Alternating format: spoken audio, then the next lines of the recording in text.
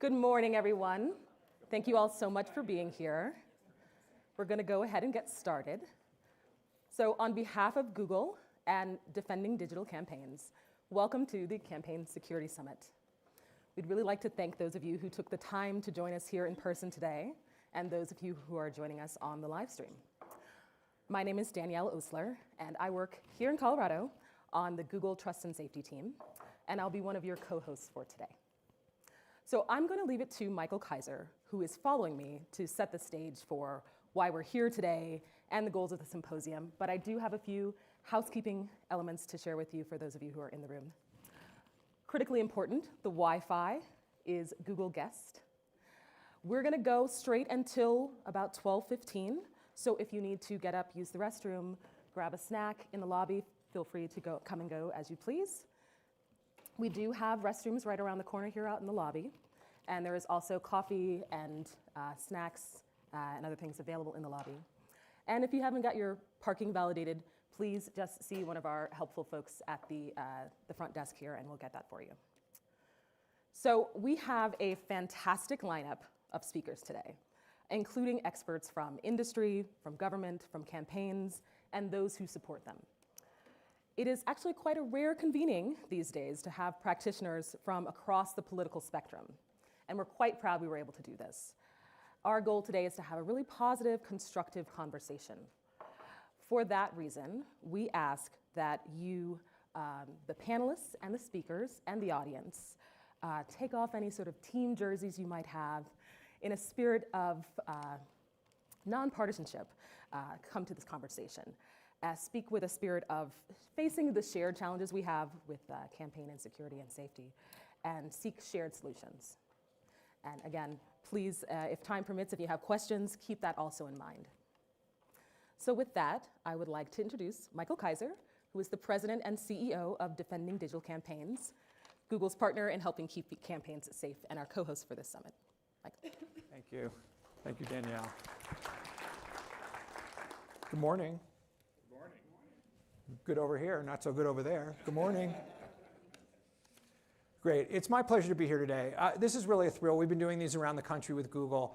Really excited. Let me tell you a little bit about DDC for a second. So Defending Digital Campaigns was founded, maybe some of you heard that there was a cyber incident in 2016 in the presidential campaign. Anybody hear about that? Anybody hear about that, right? Well, after that effort, some people got together at the Belfer Center in Harvard and said, you know, we really haven't focused on this issue the way we should.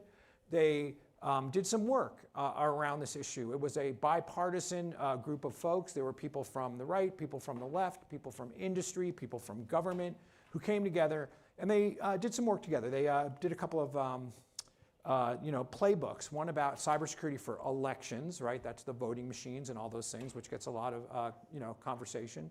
And then cybersecurity for campaigns. And when they came out of that campaign space, the folks who were working on that, and that included Robbie Mook, who some of you may have heard of, who was Hillary's campaign manager, and Matt Rhodes, who had been Mitt Romney's campaign manager earlier. They said, look, they were on this thing, this all looks great, we're telling campaigns they should be just have security. Some of you may not remember that Mitt Romney's campaign actually got hacked by the Chinese, right? We always think of 2016, but actually earlier, there were already been incidents in our presidential campaigns. But campaigns are never going to pay for this stuff. They're not going to pay for cybersecurity, right? You know, if it's a choice between a radio ad and software for security, not only are they not going to pay for it, but we don't want them to pay for it, right? Why should they be spending money on security? So they got, because this is America, they got a left-leaning law firm and a right-leaning law firm, and yes, there are such things in our country. And together, in a joint effort, they went to the Federal Election Commission and said, this is a national security issue. Campaigns are vulnerable, they're small, they start up quickly, they go away quickly, they don't have lots of internal expertise on IT or cybersecurity, and they need things to be more secure. And we think that they should be able to get products directly and that they shouldn't be counted as contributions from a company that donates that security to campaigns. And that led to the creation of DDC. We're the intermediary between the companies and the campaigns. We help the campaigns get the product. We help the campaigns get the product up and running so that the campaigns are actually using it because, like, for example, one of the things we get from Google are Titan security keys. So We can get them to order them, but if they order them and they sit on a desk and no one turns them on and puts them in, then they're not that great a use, right? So we help onboard those, and Betty, our onboarding specialist, is here today somewhere around here. You can meet her. She's here, might be helping get some folks into the room right now. So that's what we do. We work with campaigns directly to get them. So far in this, right now we're only approved for federal, because that's FEC. We're working on getting approvals in the states. We're approved in Ohio and Virginia and Georgia, so we're starting to move down ballot with that same model of providing free cybersecurity services directly to campaigns to help them be more secure. So far this cycle, you know, the 2024 cycle, which really started after Election Day in 2022, and somebody told me the other day that they think the presidential cycle for the next cycle is going to start Election Day 2024, which is a little scary. We like to have some breathing room. We've already helped over 200 campaigns increase their security. And we also work very closely with all the national committees, so the RNC, the DNC. We are bipartisan, we are non-aligned, we are neutral, right? We are only about the security of these campaigns. And so that's what we've been doing. And let me just say a little bit about how we do this in partnership. You can see our name up here with Google, and that looks really great. But this is much more than two logos on a backdrop.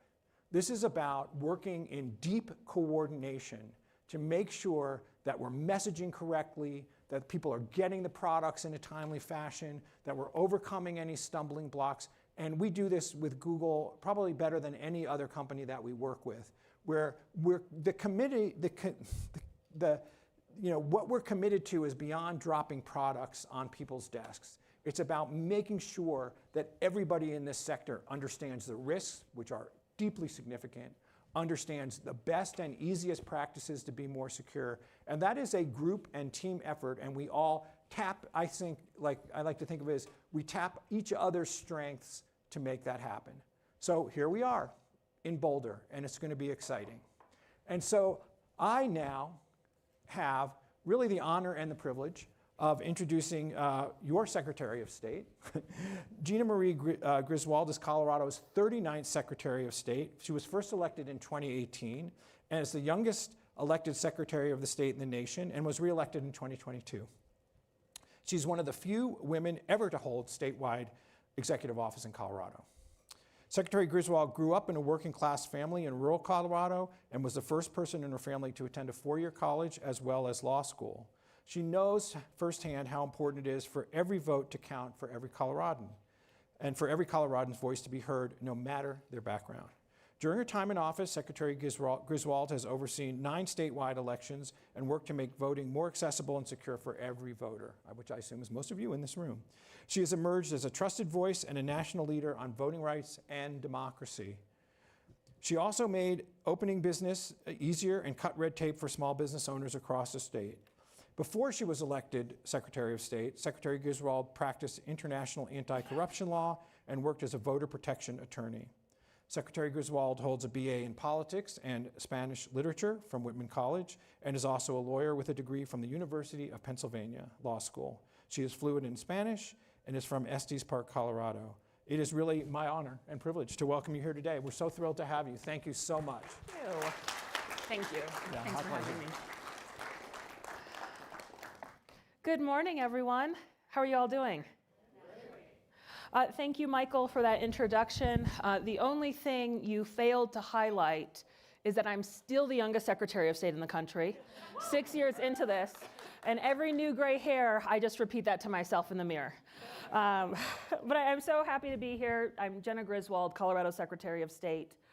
And it's so heartwarming to join this broad gathering of cyber experts, government officials, campaign workers, and industry leaders to discuss ways to better secure our democracy. Now, to just provide a little bit of background, I am so proud of Colorado's elections because they're the best in the country for security and access. The Colorado election model is very straightforward. You register to vote, even online. If you can believe it, in 2024, many states still do not have online voter registration. But you register to vote, you are then automatically mailed a mail ballot which you can return at one of over 400 drop boxes, at a voting center, by the mail. You can even go vote in person and register and vote all the way up until 7 p.m. on election day when polls close. Our model is incredibly secure, but it is, incredibly accessible, but it is also very secure. We secure voting equipment at every single step of the way and maintain strict chain of custody. Bipartisan teams of election judges test every piece of equipment. They are then stored in secure facilities with 24-hour surveillance. Election workers and staff are background checked and trained. We do something called a risk limiting audit, which is the premier, for all you math nerds out there, the premier election audit that Colorado trailblazed and has now been adopted by several states, which shows ultimately that the tabulation of votes are what voters actually voted. And more than that, Coloradans vote on a piece of paper. I often get questions about, well, why can't elections be like banks? Why can't we do it online? And one of the big answers to that is, well, we're not funded like Google.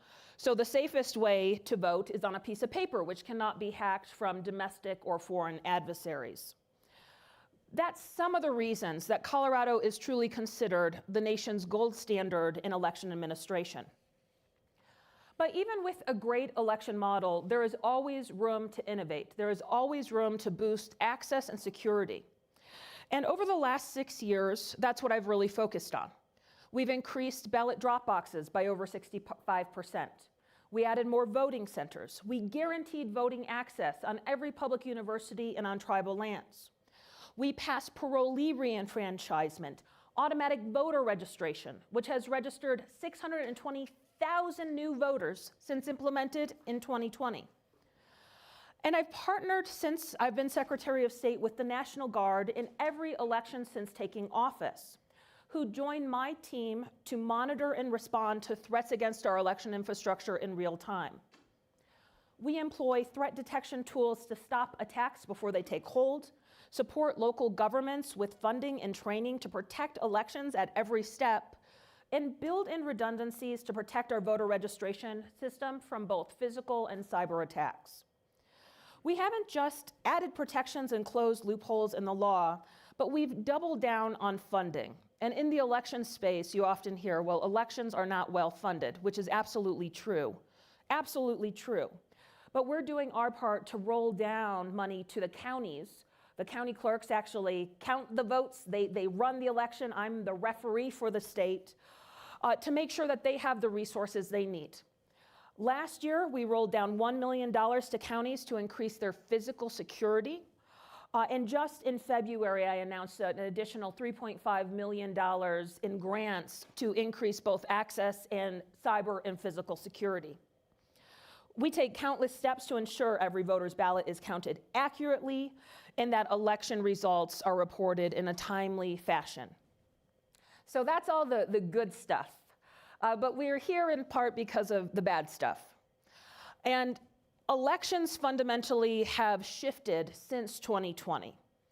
States like Colorado, states that are at the forefront of running elections, that are considered the premier elections in the country and also internationally, are grappling with many difficult situations.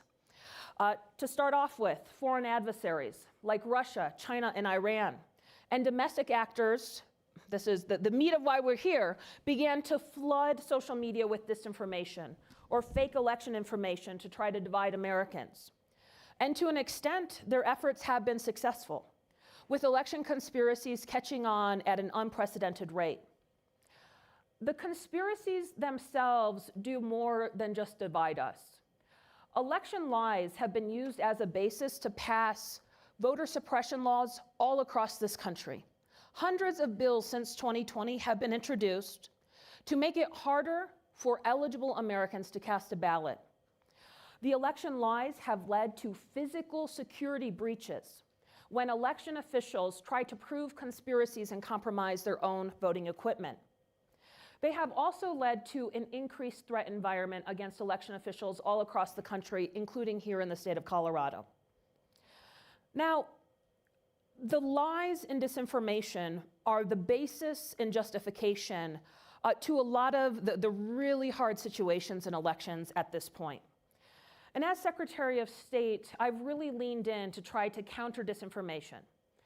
What we've learned from allies in Eastern Europe who were attacked by Russian foreign disinformation at a greater extent before the United States is that the best tool that we can have is making sure that citizens know they are subject to disinformation. You know, Michael mentioned I grew up in Estes Park, which is about an hour up into the mountains in rural Colorado. I grew up in a cabin with an outhouse outside on food stamps. And ultimately, my mom, who still lives up there, she drives an hour to Boulder, works a 12-hour night shift, and drives an hour back, needs to understand that what her friend up the mountain posts on Facebook about our elections may be a lie, even though she knows her friend, she trusts her friend, and has faith in her friend. So government actors need to alert citizens that what they are consuming on social media may be from foreign adversaries or domestic actors, and to really get them to go to use a trusted source. Now, that may seem like a very simple solution, and of course it's not the full solution. We need other things to counter disinformation, but that simple solution really works. We have really leaned in my office since 2019 in pushing out proactive communication initiatives. And a mix of the great Colorado election model plus our counter-disinformation efforts has led to Coloradans having the highest confidence in the nation in our elections. Thank you. That doesn't mean the conspiracies have not taken hold in Colorado, but we're doing everything we can so that every Republican, Democrat, and unaffiliated knows that what they're consuming from their friends and neighbors and on social media may not be correct, and to go to a trusted source on election disinformation. Now, there are, of course, new innovations in disinformation, including AI, which have the potential to really change the nature of elections, including by making it easier to fabricate lifelike images and audio. Deepfakes are a major concern. They are the latest threat to elections because bad actors can use them to really effectively disseminate disinformation to suppress the vote. And I think one of the problems with deepfakes, the good deepfakes, is that we as a citizenry need to understand that what we see and we hear may not be true, which is a really hard thing to grapple with. We saw a major example of deepfakes earlier during the presidential primary when a call was sent to voters in New Hampshire claiming to be from President Biden, telling people not to cast a ballot. To be very clear, that is voter suppression. That is voter suppression. So states across the country many of them are trying to grapple with this issue. And this year in our legislature, I was proud to work with our legislators to lead a new law to require disclaimers on all deepfakes of candidates or elected officials so that voters know when they are seeing manipulated media that's trying to influence them. That law also comes along with civil penalties and the ability for the affected person, the candidate or office holder, to file a lawsuit against whoever is pushing out the manipulated content. Another issue that we have seen from disinformation, whether that disinformation is just straight lies from people in positions of influence, from foreign adversaries, or disinformation with AI, is insider threats. Insider threats started to pop up in 2021 after the January 6th insurrection, when there was the all-out effort to push out as many lies as possible to destabilize the country. Shortly after the insurrection, here in Colorado, Mesa County Clerk, so Mesa County is in Grand Junction, on the other side of the state, Mesa County Clerk Tina Peters actually compromised her own voting equipment to try to prove the big lie. We luckily detected that there was a potential security breach through some of our cyber monitoring. I decertified all the voting equipment in that county. That alone cost about $1 million. We worked to remove that county clerk from oversight of her elections with the Republican county commissioners. And then I actually asked my former 2018 opponent, I'm a Democratic Secretary of State, he was the Republican Secretary of State. I asked him to step in to provide oversight of that county. Mesa County had great elections, but that was the first public effort of an insider threat, where national actors leaned into a local election official to try to get her to compromise her own system to prove the big lie. Subsequent to that, we had a security breach led by a county clerk in another county in Colorado, in Elbert County. And in the 2022 election cycle, we also had a voter try to compromise voting equipment in Pueblo. Now, our systems work really well. When that happened in Pueblo, it was during in-person voting. The piece of voting equipment shut down just like it should. We have protocols, so the equipment is being checked after every single voter. We have all these security checks so that even if we did not find the security breach in Mesa County at the time we did, which was months before an election was happening, we would have when we tested the voting equipment. But many states are not as prepared as Colorado. And one of the things that we can do as a nation is very quickly have secretaries of state exercise executive authority in making sure that there are clear regulations about having access to voting equipment and clear penalties if someone abuses their position of power. Now, our democracy has never faced challenges like it's facing today. Since taking office, we've had to fight disinformation levied against our elections. Countering those efforts have not been easy, but we have been leading here in Colorado and nationwide. But the one thing I would really say is going into November, going into our June primaries here in the state and then the November general election, as a nation, we cannot be complacent. We must continue to innovate, anticipate future challenges because new challenges are evolving all the time, and make sure that we're really leaning in so Americans can have their voices heard in November. We have a challenging election year ahead of us, not just in Colorado, not just in the United States, but globally. And as Secretary of State, my job is to do everything that I can to ensure Coloradans have great elections, regardless of their zip code, their political affiliation, or the amount of money in their bank account. I want to urge every single person here today to continue working to strengthen our democracy over the next 7 months and utilize all the tools that we have at our disposal. Part of countering disinformation is the broad policies like Google or other media entities are adopting. Some of them are what state governments can do. But every single one of us could have a huge influence in making sure that the folks around us are aware that they are being subject to disinformation campaigns from our foreign adversaries and domestic actors. We must all provide voters with the most accurate and accessible tools to make their voices heard and really focus on restoring confidence and trust in the democratic process.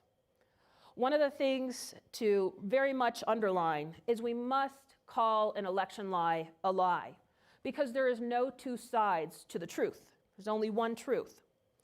Whether you're a member of the tech community here in Colorado, a state leader, an engaged community member, I ask you to commit to doing everything that we can to protect our democracy. Our job over the next few years is to learn from the issues that really creeped up since 2016, 2020, and make sure that they do not happen again. And that takes all of us. So thank you all for being here. I'm so happy for the folks who are from Colorado that you're joining us. And of course, anybody from out of state, welcome to Colorado. Don't get too enamored with the landscape. I know when people come here, they'd never want to leave. But thank you guys. I hope you have a great conference. How about you? Thank you so much. That was great. That was terrific. A great introduction to what we're going to be doing today. So thank you so much. Have a little change over here.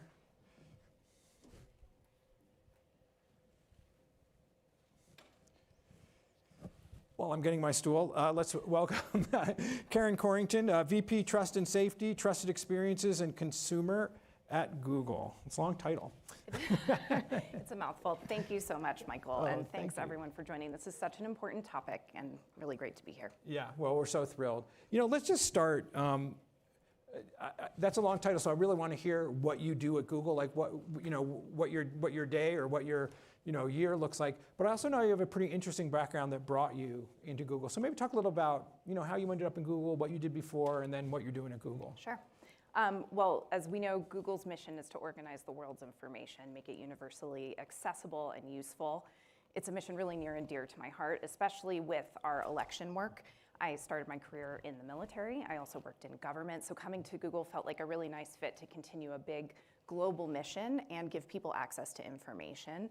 I also have a vested interest in what goes on in Colorado. My family is from here. My parents are in the front row, so no pressure. But the family's all in the Denver area, and as Secretary Griswold noted, every time I fly out here, it is just absolutely gorgeous and never want to leave. But I'll tell you a little bit about what trust and safety is and does at Google, and my background and many of the backgrounds of the team members who work on this type of work lends itself to some of the challenges we're facing today. So I like to think of trust and safety as the hall monitors of the internet, not a fancy title, but we are really trying to keep our users safe. And that's everything from misinformation, elections, child safety, violent extremism. It's probably the hardest inbox in tech, but it's so, so important. And we're all really guided by the mission of the company for information accessibility, but also the mission of protecting users. And so that's why elections are so central to our work. Let me also say that we're a global team. So it's not just elections here in the US, but also globally. So we have 24/7 coverage. And the expertise of the team is across policy, technical, safety expertise. So we do have a wide range to handle the threats of today and a really, really strong foundation.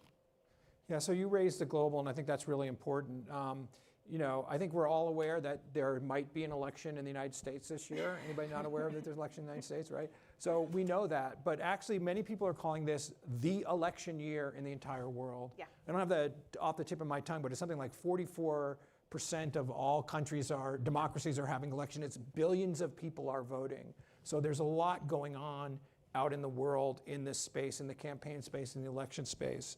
And I think, we want to think about, and maybe if you've seen any, early warning signs on the horizon, like what's going on. Some of those elections I think have occurred already, right? Mm-hmm. Some are, maybe before ours.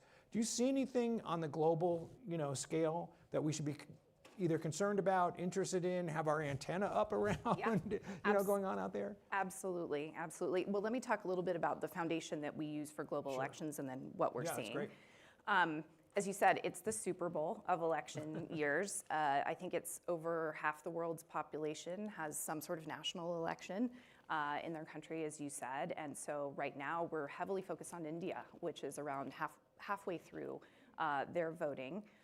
The EU is a big one coming up next, of course, all over the globe, and then the US, and so deeply, deeply focused. So when we think about our global election preparedness, we really think about three pillars to that. The first is giving users reliable access to information. So we work with data partners and official sources to give users access to the information they need: how to vote, how to register, polling locations, information about candidates and politicians. And so those are the types of things, and you are probably going to Google search, which with trust and safety consumer, search, ads, new generative AI products are all in my team's remit. And so that is what we're deeply focused on, is that reliable information. The second is securing and protecting from election threats, especially for highest risk users, and that's where we work closely with you and your team. So those are folks that are at higher risk of security threats, campaign workers, journalists, electoral workers as well. And we have a couple of programs, the Advanced Protection Program, where we offer even higher account security.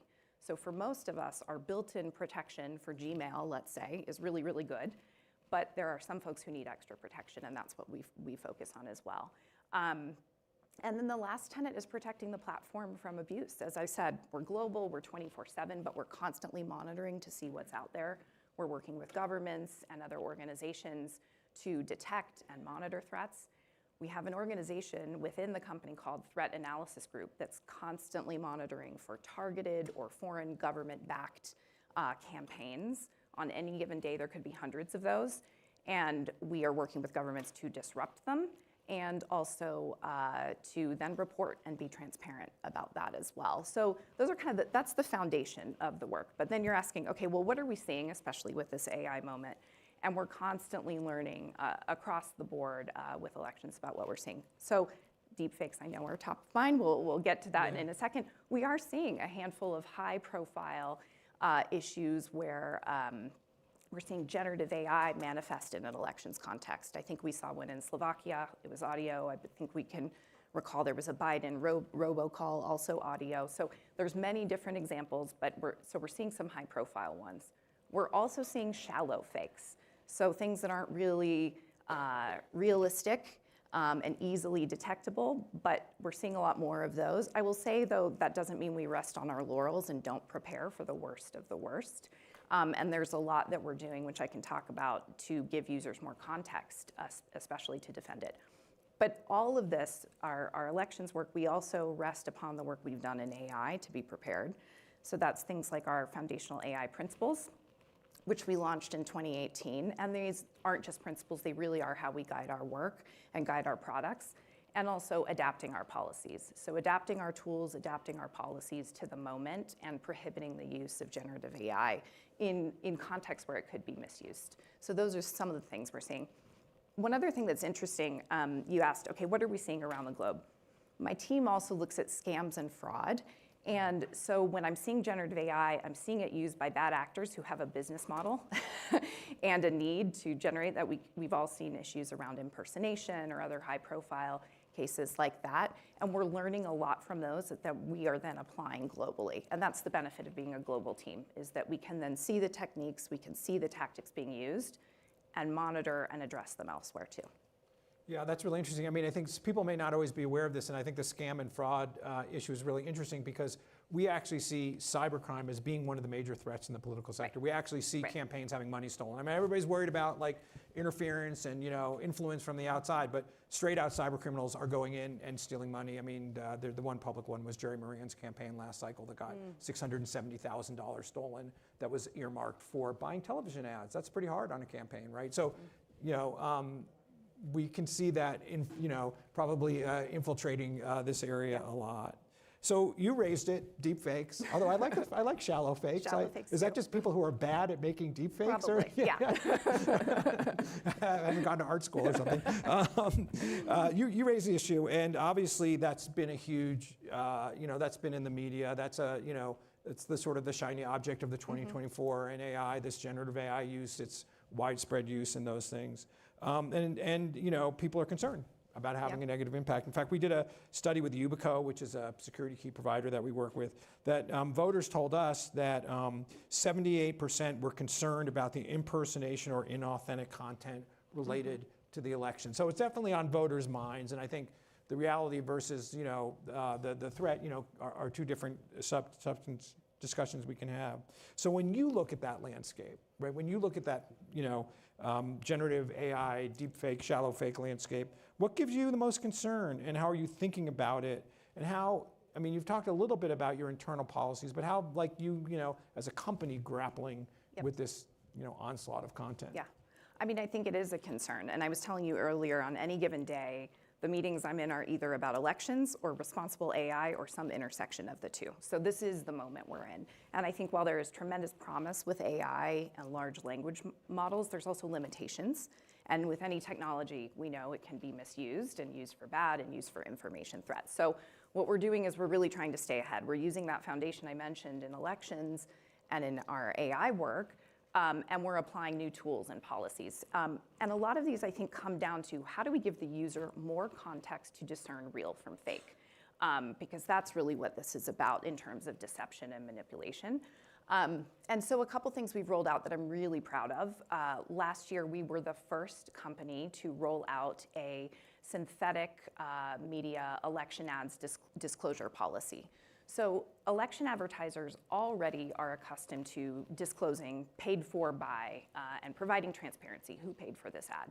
we're asking them to take an extra step and do more and say, if we're using synthetic content it could be used by generative AI or other means, and using something that shows a realistic depiction, you need to disclose it. You need to label that content, and it could be image, video, audio. It's up to the advertiser, but we require it, and that's global. And again, first company to do so, really, really proud of that, and we've seen other companies follow suit. The other thing we're doing, YouTube as well launched a similar policy and asked YouTube creators to disclose a label. Again, this all comes back to how do we give users more context and information to discern real from fake.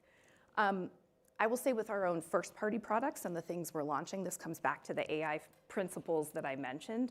How do we ensure we're benefiting society and we're launching products responsibly and with safety in mind and contributing to broader context in the industry?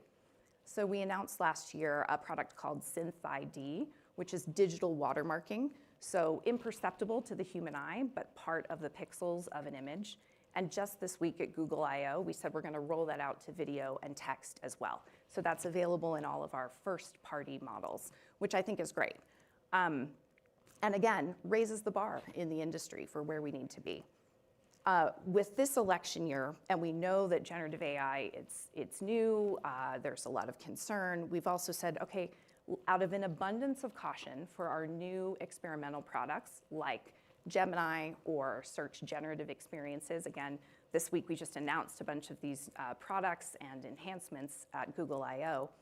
But we said the election year is so important. We are going to limit the types of election queries that users might ask, because we want to really be sure that they're getting authoritative information. And in those cases, we'll direct them to Google search. So those are some of the steps we're taking just to stay ahead. So that might be like something like asking when the polls are open. Right. Kind of thing, where you might send them to somewhere else where you're like, no, let's just make you directly linked to the actual source. Right, direct or election-related types of questions that you're going to ask Gemini or search generative experiences, we're going to direct you to Google search. Cool. So, okay, so we've talked a little about the negative. I mean, people didn't create all this technology for it to be negative, right? That wasn't the first idea. Let's make something that's bad. Let's make something that's good. Can you talk about a little bit? I mean, and I've seen. I'm actually almost astounded sometimes because we're in this space. I hear how campaigns are starting to use AI, and I heard you. We had a chance to chat earlier. You talked a lot about productivity and those kinds of things. Can you talk a little bit about how you think campaigns? Maybe if you see them are, how they could be, should be, what's a good use for it in the campaign space? Yeah, I think there's tremendous promise with this technology, even though I know we're talking about a lot of the risks today. And it is, I think, as we're seeing people use it, productivity and creativity seem to be some of the main use cases. I have not worked on campaigns. I have worked as a staffer many years ago in the government, and I know that coordinating logistics, writing talking points, I look at AI as a great co-pilot or first draft for you. And so I think about things like planning logistics and figuring out how to write talking points for your volunteers to go canvass in a district, or getting ideas about how to engage with constituents. I think, again, first draft of speeches or first draft of talking points. We say first draft because you should always be putting your own lens on those types of things as well. And maybe writing jokes for the boss. I think AI is pretty good at that. So I do think there's a lot of promise as a productivity tool. And this is how I'm seeing my team and even myself use it in our day-to-day work. It's really about productivity.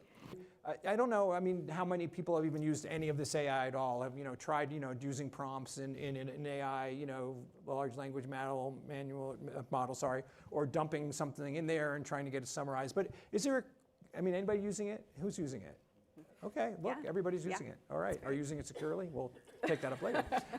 But, is there a cool thing that you think people haven't realized they can do with AI? Well, aside from bedtime stories, I really think it is interesting to see how people are using it in their day-to-day work and in their own businesses. For us and our teams, we are using it to get at harder to reach content, more nuanced content, and also scale the global reach in order to identify and enforce on policy violating content. And so that's something that we're seeing each and every day that I think is really important in this space. And so I think that's one of the really unique moments we're in at the inflection point, is taking it, trying to test it and experiment it and seeing how you can use it productively in your day-to-day work as well. Great. So, when I gave my little introduction, I talked about the collaboration that we have with Google. I used to be the executive director of the National Cybersecurity Alliance. That was a public-private partnership around security. Collaboration has always been a really important element in security, even among competitors, right? And I know that, companies like Google and others came together in Munich earlier this year and made an announcement about how they're going to work together about, taking down or addressing inauthentic content in the election space for 2024. And I wonder if you could talk about what that partnership is, and why it's so important. Yeah. I think partnerships, just generally speaking, none of us can do it alone, especially in this context, and it's so important as we're at an inflection point with new technology, to ensure that we're collaborating, developing standards, and hopefully raising the bar in the industry as well. So the C2PA is the partnership you mentioned. We announced our sponsorship or steering committee membership. What does that stand for? Coalition for Content Provenance Authority, a bit of a mouthful, but essentially it's a body that is dedicated to raising the bar and technical standards to give people the identification and the means to understand where content is coming from, to combat exactly what we're saying. How do we discern real from fake in this new world? So we joined in February as a steering committee member. Just last week, you may have seen OpenAI followed suit. But I think that's great. I think we need more partnership there, and it's about raising the technical bar, contributing to research, and developing things like tamper-proof metadata for content provenance that I think is going to help us going forward. And that's going to allow, not only campaigns but others, to actually get a provenance on their own materials, right? So that if someone would say, look, I have this video of Michael when he's making a speech in this, and look what he said, and they're like, no, that's not content from us, right? Like, here's the actual speech that he gave. Right. So, and I think that's going to be, it's not going to solve everything for everybody, but I think it's going to be. I heard someone say that the best way to fight, deep fakes on a campaign is to have a communications plan, right? And have your own stuff, using things like content provenance to, to take care of that. So that's sort of the partnership, and I think you see these partnerships. Even like Wi-Fi was created out of a partnership, right? All these things are created by industry working together. But what are you doing internally? I know that you have your Securing AI framework internally for Google, and I think people would like to understand a little bit more about that. Yeah. There's a lot we're doing internally and externally. Last summer, we announced our Secure AI framework. And again, this is built off our decades of work in security and building a strong foundation to address the moment. And I think what that really means is leveraging a strong foundation and practices all across the AI value chain, from data to model to product application to how it's being used in the wild. It's built off a foundation of we still need to have the practices and the hygiene of some of the basics like multi-factor authentication or strong passwords, but then how in this moment do we leverage some secure by design tenets and principles for addressing this moment? So that would be things like how do we secure from prompt injection or malicious code or other things that can happen in a secure, or in a non-secure environment with AI. And then also leveraging AI and automation to better detect threats and stay ahead. So it's really a foundation for us. We've shared it with the industry. Again, that's a place where we're using partnerships, working with the National Institute of Standards and Technology on their risk management framework as well for things like this. Yeah, that's great. And I think it's important for people to understand that there are these frameworks that people are using internally on their own products. I mean, you're a big company. You have a lot of creative people doing stuff all day long, making fun, new and interesting things. So I think that's really great. So let's just go back to the partnership piece for 1 second. Obviously, we're very proud to be a partner with Google. We work really close with you, almost every day. But in this election cycle, we're not your only partner. Right. You have many other partners across the globe. You want to talk a little about some of the other partners you're working with? Yeah. Absolutely. And look, I think the partnerships are so key, and I think the genesis of this partnership was post-2016. Google realized there's going to be higher risk users that need additional support and protection from security threats, and some of those organizations I identified. And so I think partnership with you looks like what you mentioned earlier, things like Titan security keys and our advanced protection program, but we're also working with others in the industry to raise the bar. The Frontier Model Forum is one that's really foundational with AI. That's companies like Anthropic, OpenAI, Microsoft, and Google. These are the companies that can develop the large frontier and most capable models that are dedicated to responsible and safe AI development. So that's a big one. I think there's others that are more elections focused, IFAS, and then there's others that are dedicated to more combating the potential misuse of generated AI content like the C2PA as well. Let me also say that governments are doing a lot in this space as well. And I think we're seeing that, and I think it's positive. I think it means there's an inflection point, but we have to continue to partner and also have responsible regulation in this space as well. So the White House commitments, the voluntary commitments, we were there at the signing, and we're making a lot of progress on those commitments, the G7 Code of Conduct. So we're seeing a lot in this space with responsible AI, which I think is really positive, and then applying it to our work internally.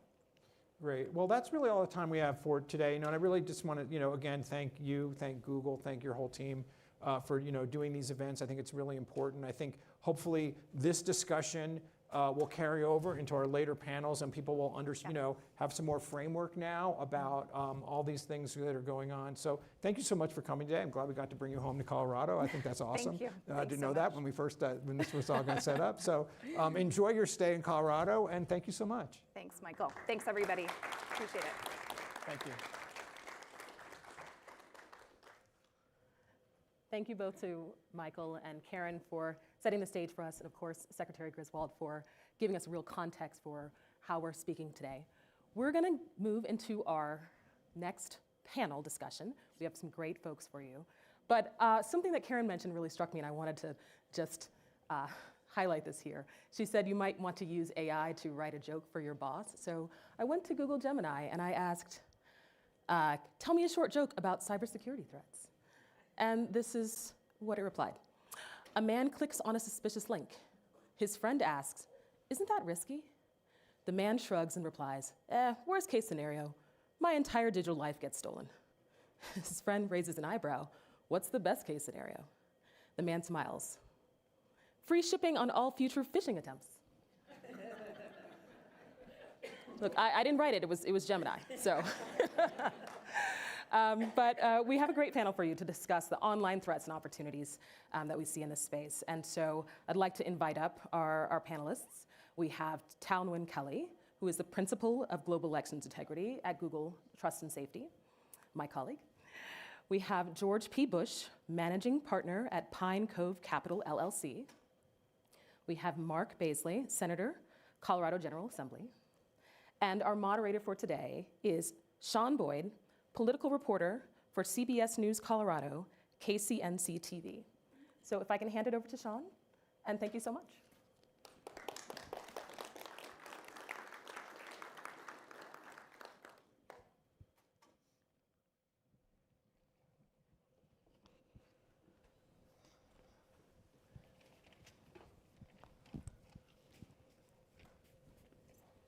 Are we ready? I think so. Good morning. I guess I want to start out, I want to thank Google for doing this, hosting this event today. It's so easy to get caught up in the excitement of new technologies and the speed of innovation that's happening. In fact, I interviewed a neurologist that actually is working on mind reading technology, which is crazy, right? But I think like anything, there are always risks. And in this case, a risk to democracy, really, is what we're talking about here. So there are hundreds of races on the ballot in Colorado this year. And the National Cybersecurity Agency is already warning about potential cyber threats. And advances in technology have made it easier than ever for cyber criminals, hacktivists, and nation states to sow confusion, influence public perceptions, and disrupt elections. Let's start with you, Senator Baisley. So in addition to all the state and local races, we are on the cusp of a presidential election. So What do you see as the biggest threats, and what is Colorado doing to protect against them? Sure. So let's keep in mind there's two very different campaigns going on. One is the campaigns themselves, and as you described, Sean, there's hundreds of them. So all the local candidates for state house, state senate, and county commissioners, and so on, that are happening across the state,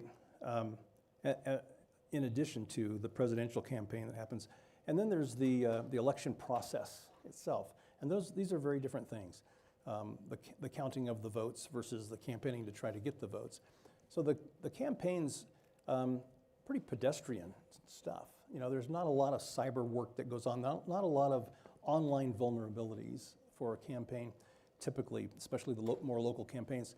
We worry ourselves more with mailings, you know, targeted mailings. So perhaps our voter database could be subject to some messing around with.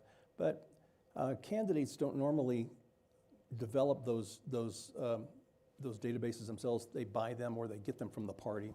So the party has to concern itself with keeping that intact, but that's, boy, universal. You know, everyone needs to worry about the voter database. The Secretary of State's office needs to make sure that that's solid, and each of the 64 counties that maintain the databases of voters for them, for their areas and so on. But so I don't see a lot of threat to the more local campaigns cyber-wise. There is some. The kind of thing that we'll talk about sometime during this conversation, I'm sure, about deepfake and so on. There's a little bit of that, but no more than, I think, just false narratives that are emailed out or that are put out in snail mail and so on. I think the biggest threat that I see, though, to fully answer your question, is kind of a transparency. I think that we do a poor job of acquiring the voting systems. So what we've done, which makes sense, and I'm a free enterprise guy, but to ask for bids to offer vote systems that we will use to count the ballots. The problem with that is with competition comes proprietary nature. We all know that, and that's a good thing. But we don't want proprietary when it comes to adding the votes. It's a simple process relatively. Tabulation, it's addition. There's nothing proprietary in that. But the vote machine companies are pretty tight with their IP. They don't want to allow anyone to see their source code, their software. And I say, yeah, we need to see every bit of your source code all the time, total transparency. So I think what we could have done better would be to hire a company to develop software that the state would own, that is always transparent. And because it's not complex, it should not be complex. If there's complexity to it, we shouldn't want it. All it's supposed to do is add only one arithmetic formula function. It shouldn't be able to divide or multiply times a percentage. It just tabulates. It just adds votes. So it should be pretty straightforward. And I think if we could get back to that level of transparency where everyone, the whole world sees the code, and maybe that's because the state owns it, I don't know, but that'd be if I ran the world. Never let that happen, by the way. Commissioner Bush, Congress has really not kept up with the pace of innovation, I think, in terms of what laws we have in place. So what precautions do you think we need to take? Well, as it relates to, first of all, thank you so much for joining us, and what a great panel. So delighted to be here in beautiful Boulder this morning with you all. Yeah, I mean, there has been some late breaking action this week on Capitol Hill with respect to bipartisan legislation to address deepfakes. But I think we can safely say that FEC, the Federal Election Commission, hasn't done enough to really establish the guardrails that are necessary to secure the election process. As Senator pointed out, really there's kind of two phases, right, to an election. There's the electioneering campaign aspect, and then there's the actual administration of an election, whether that's the early voting all the way to counting the ballots. So, you know, what we're confronting here is a patchwork of regulation that's stemming from state jurisdictions from state to state to respond because of the lack of the federal clarity on a lot of these issues. So, I think that's encouraging to see states like Colorado. Texas does have laws in the books with respect to generative AI and its potential impact in manipulating the electioneering aspect of it. On the election administration, I'm really excited to hear these ideas being played out in Colorado, because there's a lot of, we're going to talk a lot about the negatives potentially and the risks associated with running elections, but there's so much that could come out of AI in terms of determining manipulated patterns that don't look to be right. If we see that, for example, in Harris County, populated area of Texas, that voting precincts are reporting certain amounts more than others, historically speaking, that could help election officials better target the available resources to respond and triage ballot harvesting when they're counting ballots. So there's a lot of positives there, and I do think that the private sector could offer a lot in terms of securing the election administration aspect of what we're talking about today. But on the electioneering side, there's so much more that I think the Congress can do. I'm encouraged the Senate Judiciary did pass 3 bills led by Senator Klobuchar, working with Josh Hawley. You often nowadays don't see a lot in terms of bipartisanship coming out of DC, but this is one area that I think can give us some hope. Also, I don't see it passing out of the House per se, but the fact that you're seeing this action heading into the conventions this summer is a good sign that our nation's leaders are thinking about this. But at the same time, we can't let the FEC off the hook. They need to do more. They've been known as being lax and not enforcing regulations. So it's kind of a chicken or egg right now between Congress lawmaking and the regulatory body being aggressive and really leaning into this.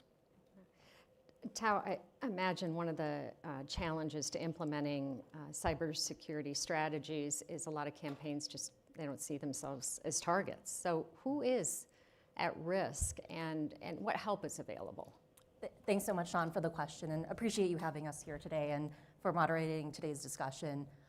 Just to maybe describe first briefly at a high level a little bit about how we think about our elections work to provide context for how we think about the tools and resources to support those who we believe are at highest risk. Google has been supporting elections for a long time now across our many products and partnerships for years here in the US and around the world, and we're deeply committed to this work.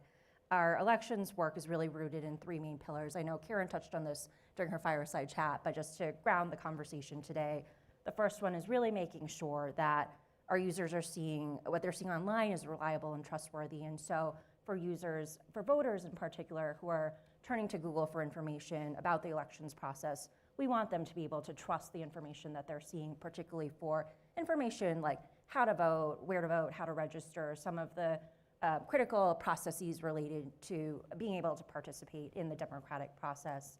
Our second pillar is very much, I think, very relevant to this conversation. How do we work with campaigns and other election-related entities to really equip them with, the best way to equip them with security features and tools to help protect their campaigns and their election-related information. We work with wonderful organizations like Defending Digital Campaigns to be able to do that more scalably and effectively. And then thirdly, we focus a lot on how do we protect our users and platforms from abuse more generally in this area. And so we focus a lot on ensuring that users of Google products can trust the experiences that they have on platform. So I'd say, just to go back to your question, Sean, I'll elaborate really more on that second pillar. We know that elections come with increased cyber risks and that bad actors are constantly testing for vulnerabilities in systems, but really, I think of particular interest, systems and people who have access to those systems. And I think that's a really important question and area to explore at Google as part of our commitment to create and support an overall safer, healthier information environment. We're helping to think through tools that campaigns and other high-risk election-related entities can use to help really add that additional layer of protection when they think about securing their accounts. So tools like distributing and encouraging the adoption of security keys as part of a 2-factor authentication process. We rolled out in the fall our latest and strongest version of our Titan security key. And what that security key really does is to help defend against password phishing, which we know is one of the biggest threats to online security. The other being like social engineering, that attacks that attempt to really steal user credentials. So it really does provide that extra layer of security as a physical security that's specific to an individual while accessing your account.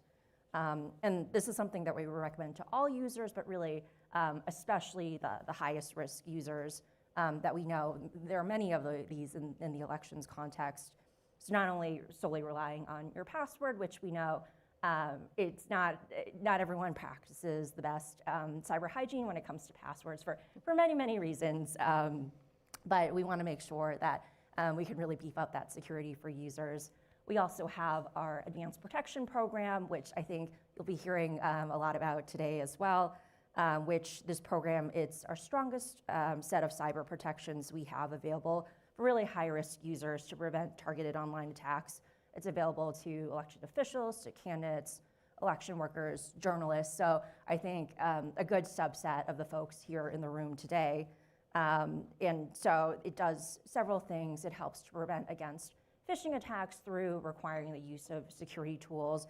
It also helps provide an extra layer from harmful downloads. So if you as a user were to access a website that is not highly trusted and that there are risks there, you will get like a blocked or a flag that says an item that you're downloading is a riskier download. And so it helps to prevent sort of that extra due diligence so that you as a user don't have to worry about that. And then thirdly, the Advanced Protection Program helps to keep your information secure. And so it really helps to allow only Google apps and verified third-party apps to access your Google account information with your permission. So I think a good example of this is, I think many of us have downloaded third-party apps. Those third-party apps request information from you that you sometimes think is maybe a one-time thing, access to your photos, for instance.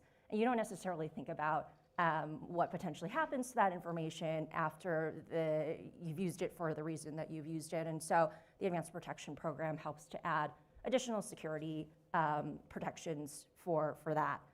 And then we have Project Shield, which I think this is Google's free DDoS protection for websites of high-risk organizations. It actually started in 2013 to protect journalists and to protect journalists' information on their websites. And now it's accessible to campaigns to use as well.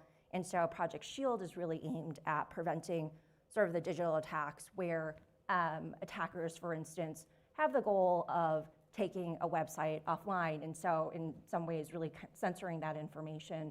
And in the context of the elections, we know it's so incredibly important that users, that voters have access to all sorts of different information related to the election, from candidate websites, campaign websites, to other information that supports voter information to be able to make informed decisions for themselves. And so we want those websites to have the highest level of security possible to prevent against those DDoS attacks. So that's just a feel for some of the tools that we have available to high-risk entities that we want high-risk entities to adopt more of and to use. And I know we'll be speaking to more of that throughout this, this panel. I think just one more flag I wanted to mention that's really important, at least on sort of the Google front for our products.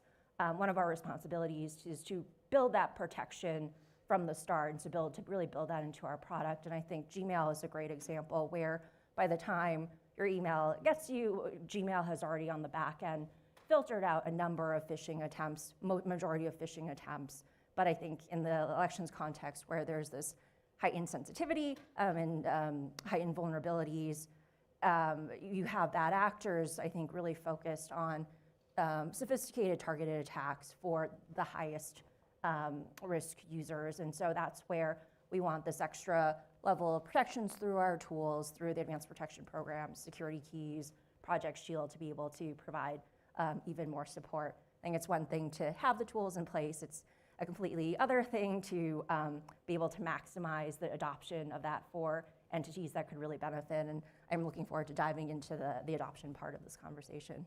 I think it's so great that Google is not just focused on the benefits of technology, but the risks that are associated with it. and I like the term cyber hygiene. Political parties, campaigns, government entities, they have access to such vast amounts of data from voters, donors, strategists, volunteers, even the candidates themselves.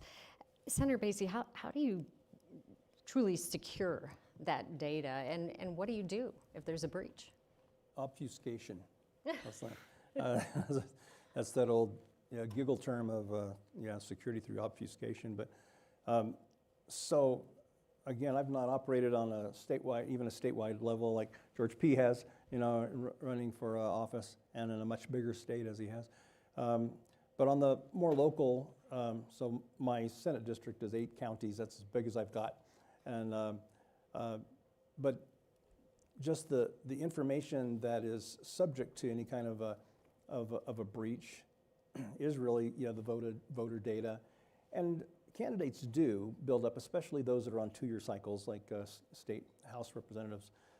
They will build up their own personal data, but the party, at least on my side of the aisle, we're encouraged to share that information as we're knocking door to door, and you learn that someone different lives there than what's recorded, or if we can get their phone number, and if we do have phone numbers and we're calling and we see that the phone number is no longer theirs and so on, then we share that information. But that does become some very valuable information. And the most valuable information that individual candidates end up having are email addresses, because you typically, those are hard to even buy, but you can find those. But to protect those, really to answer your question directly is independent offline backups. Just back up your information as you're collecting it, and store it disconnected so that should things get corrupt for whatever reason, intentionally or otherwise, that you're able to recover from that. But yeah, I use the term door-to-door knocking because that's still the most effective. You make that connection on the front porch and then follow up with phone calls. That's really what gets the votes. So there's not, social media certainly avails you to some mischief out there, but when it comes to the more local races, there's just not a whole lot of targeting available for the cybers. Interesting. Commissioner Bush, we often think of cyber attacks and elections as threats to democracy, but they really also pose threats potentially in terms of financial crimes and identity theft, when some of this information that they have. So what should campaigns be doing to protect against that? Should everyone who works on a campaign maybe have some minimum level of cybersecurity training?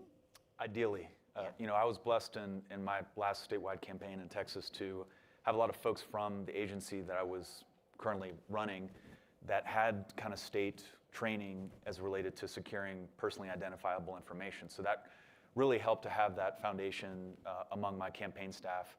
I couldn't agree more. I think the social media, the value of what we had in terms of our likes, our followers, and the content that we put out on social media was probably our secret sauce in the multiple statewide campaigns that we ran. So securing those accounts, making sure that we only had one individual outside of me, the candidate, in control of those accounts, constantly changing passwords, 2-step authentication was essential.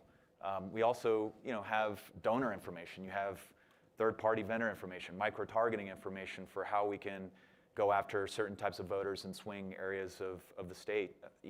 We are a big state, or at least in Colorado is as well, but a lot of these primaries come down to just a few tens of thousands of voters, and so every interaction, whether that be online or in person, really makes a difference. But yes, I don't think that we should require this, but I do think that a sensible, well-run campaign should be providing some base level of cybersecurity training, because this information, maybe I'm a paranoid former intel officer. I value this information very, very highly. I think it's the gold of the 21st century, and so we really made it an emphasis. And my general consultant, I'll say that because a lot of campaign candidates hand over the authority to their general consultant to run the campaign. He's a former Marine, And so he knew how to run a tight ship and make sure everybody knew what they were doing. Wow, that's fortunate. Tao, we're 5.5 months away from the election. And campaigns are busy. They have limited resources. So how do you get their attention? Who's the best messenger? Yeah, so we invest a lot in understanding how our users in general use our products and what can be the most useful. And so in the campaign context, for instance, we've done a lot of research through feedback from partners like DDC, but also through some of our own internal research, speaking to representatives of campaigns to discuss really pain points that they have in terms of being able to adopt healthy cyber habits and what is sort of stopping them from having this baseline level of cyber training from the start. And I think all the reasons that you mentioned, Sean, they're scrappy, they're time bound, like no one seems to have time. And so it's really tough to speak to trade-offs that really resonate, I think, with those organizations. And so one thing that we have really thought of on our end in partnership with DDC is really how do we make the adoption of some of these practices and tools easier for campaigns, and then how do we sort of speak to them in a way where, again, the implications are much more clear. I think some feedback that we've received really is thinking about sort of some of the campaign staffers who are newer, who are more junior, or maybe some of the smaller campaigns. It's not really clear to them or immediately clear to them that some of like potential attacks on their surfaces can also lead to bigger implications for others in the space. And so what we're trying to convey is they're really at the tip of the spear in terms of bad actors and attackers being able to access a broader set of information that maybe is not just unique to that campaign itself. And so they're really trying to explain to them that they're really kind of the entry point to a lot of that. And so we invest a lot in trainings through DDC, through some of our other partners to help speak to some of those cyber best practices and trainings across the country. Through the Campaign Security Project, for instance, we've to date trained about, I think it's 9,000 campaign and election officials across the country. We're continued to be committed to doing that. In terms of the ease of adoption piece, I wanted to sort of mention for the group, we've been invested in a program specific to campaigns that hopefully to help address some of those adoption challenges based on time, focus, all of that, to make it easier for them to opt into some of these protections. So this program is called Account Security Fundamentals. If you're interested in this, please do reach out to DDC afterwards. I think my colleague Grace, who will be on the next panel, may go deeper into that as well. But essentially, this is great for new campaigns where if they can opt into this, take that first step to opt into this, then by default, they'll have access to multi-factor authentication, just more stringent password controls, for instance. And so some of the things that smaller campaigns or campaigns that start off don't necessarily think about if they don't have, for instance, IT support, or if they're using Google, a Google Workspace Manager. So we're thinking about tools like that and continually thinking about that adoption piece. Thank you. There's the exciting section here. AI, as generative AI technologies become not only more sophisticated, but more accessible. New apps all the time, they offer both opportunities and risks, particularly as it relates to creating and disseminating false information in an election. Commissioner Bush, there are apps now that allow even an unsophisticated user, maybe like me, to convincingly mimic voices and alter videos, the deep fakes that we talk about. And that can and has led to impersonation and blackmail and the spread of misinformation, disinformation. Even if you can't identify the creator, which can be difficult, especially if they're in some other country, it is difficult to hold them accountable right now. Even laws, you think of a defamation law that applies to false information, not false videos. So what really do you think needs to happen I know at the federal level, but even at the international level right now, and why hasn't it? You know, as you talked about, this is Republican and Democrat. They're all at risk, you know? Totally. This is a bipartisan, or it should be a bipartisan issue, because the integrity of our election systems is sacrosanct to our democracy. And so we should protect it and view it as a national security issue. This week, it was reported the assassination attempt on the newly elected prime minister in Slovakia, who apparently got elected mainly because of a deep fake against the pro-Ukrainian party that he faced in the elections. Now, obviously, the opponent spoke out against using violence in elections, but the fact is, internationally, we're seeing deep fakes being utilized in Western democracies and emerging democracy. 3.5 billion people will vote in this election year alone in the world, and so there's a lot at stake, and that's why I'd like to see a little bit more of a prioritization. And I think there's a panel later with several, as I used to say in the military, a lot of high brass that will be speaking about the national security issues and working with Cyber Command on this very issue. But at the state level, you know, we should be more bold. You know, in Texas, we have a deepfake law that's on the books dating back to 2019, but it only applies to video within 30 days of an election, and it's a Class A misdemeanor. Recently, testimony was heard in our capital to elevate that to a Class C felony. I think if somebody is trying to perpetrate election fraud, we need to take it a little bit more seriously. Because there isn't a deterrent. If you're seeking to influence and deceive people, Class A is not going to intimidate or deter.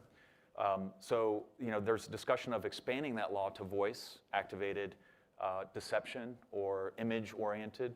There's a very contentious primary runoff right now occurring in Texas, where our Speaker of the House, the third most powerful man in the state, is on the ropes in his election. And there was a deep fake mailer that was distributed approximately 31 days before the runoff. So we know that people work around these guardrails, so why don't we be more proactive on the issue?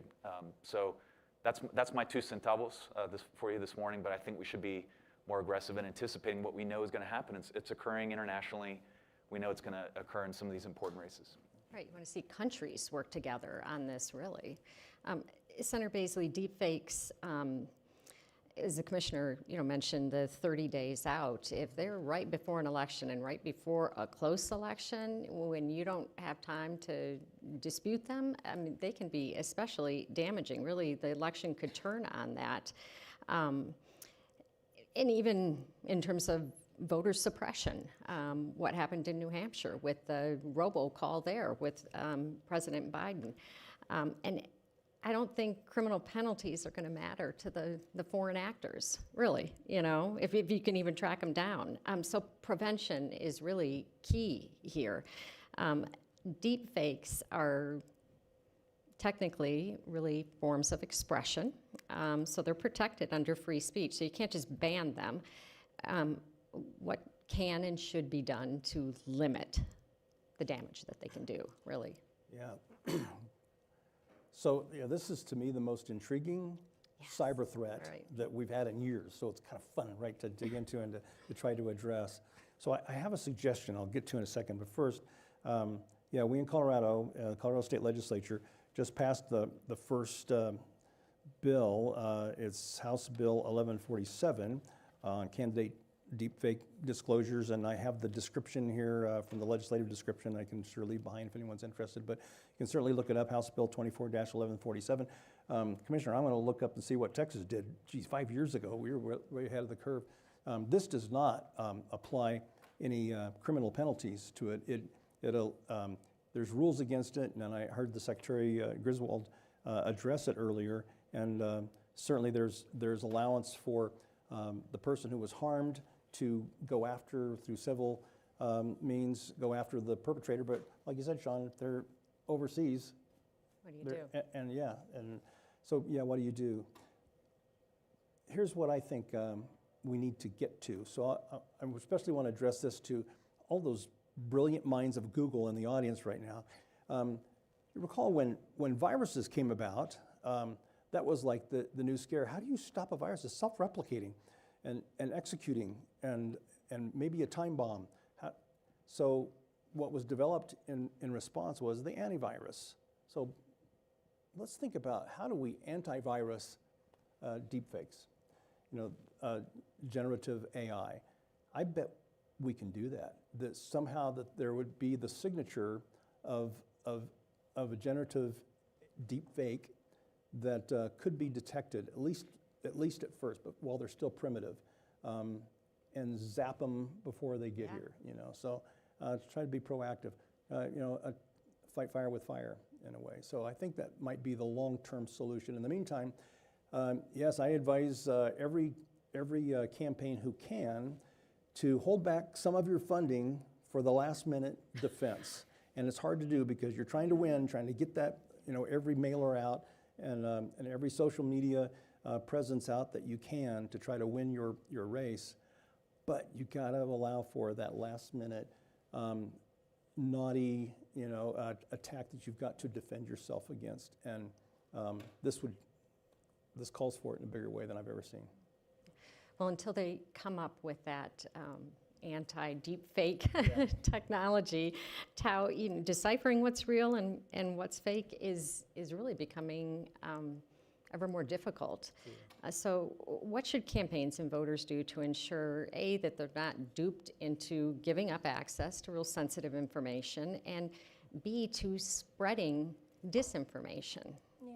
So Senator Beasley and Commissioner Bush touched on some of the ways on the legislative side that there could be potential opportunities to address some of the manipulated media and deepfakes related to the elections. So I'll focus a little bit on the ways that we as a company have thought through building trust and transparency in the broader ecosystem and really empowering users to be equipped with additional context to make decisions for themselves, whether a piece of content that they're viewing, whether that is like video, audio, imagery, text, whether that is fake or not. And so we know that the motivation of many of these attackers is to sow distrust or like the erosion of trust across society. And so at Google, we've invested in creating tools and disclosures to provide people with more information on the content that they're seeing online to help provide that important context so that they themselves can make an informed decision. And some of these examples include, for instance,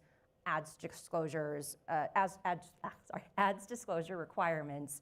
Google was the first company to require election advertisers to really prominently disclose when a piece of content in their ad is synthetic.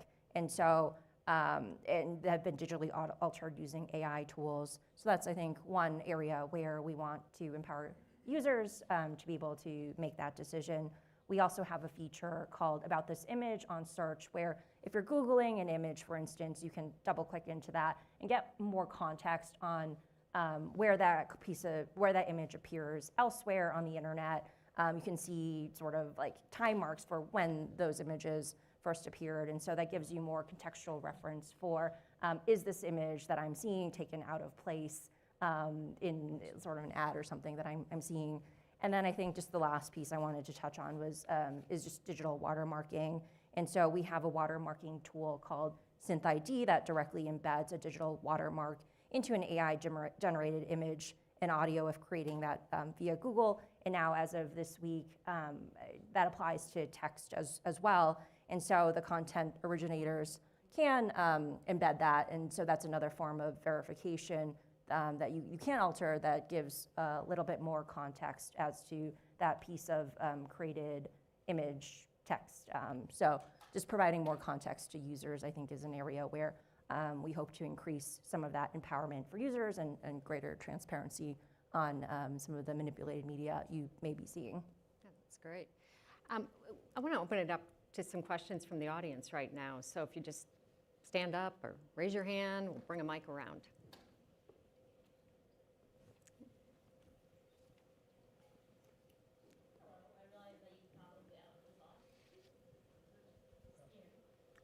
Can you hear me here? Yes. Okay, great. It's me just talking. Okay, great. Hi, everyone. I'm Jackie Stubar. I'm with ADL. I'm curious when you talk about technologies that you're creating and really addressing deep fakes and disinformation. how much work is also being done across languages, right? Because we understand that, like here in the US, or even obviously globally, right, the main language is in English globally, but also here in the US, Spanish speakers make up a very large population, and what gets translated over isn't always the same amount of translation happening. So I'm curious how Google's working with that across languages, given the fact that so many people going to the polls this year are not necessarily English speakers.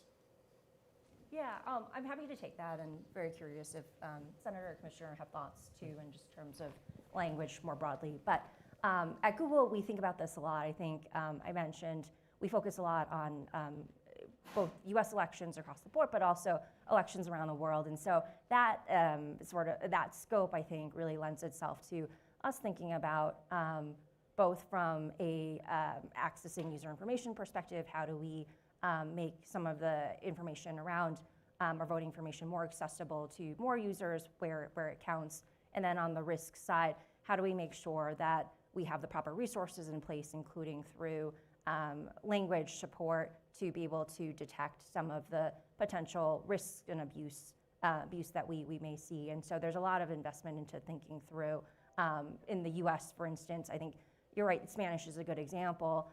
Thinking through what are some of the other prominent languages where it's most useful for users to have access to from a getting voter information perspective, and then from a detection and intelligence perspective, what languages are we detecting abuse in, and how do we ensure that we're beefed up with that language support to be able to detect that abuse? Do you have anything to add? I would just, I have faith in the private sector. I think that there's going to be some great companies that emerge internationally to address this as a problem, because it's not unique to just the United States. There's a company I'll not disclose the name of that came to Austin recently to raise money around the Israeli elections and the judiciary issues there, and countering misinformation similar to what Senator was talking about. And there's going to be startups that will fight fire with machine learning and be able to address not only linguistic but cultural differences among the fragile democracies that are having their races this year. But I'm just blown away that like half the world is voting this year alone. And this is, I think you're seeing this internationally already with large Latin, the Indians they're in the process of their kind of multi-month process with Modi. So it's, there's a lot at stake. And so I liken it to 1964 with LBJ's so-called Daisy ad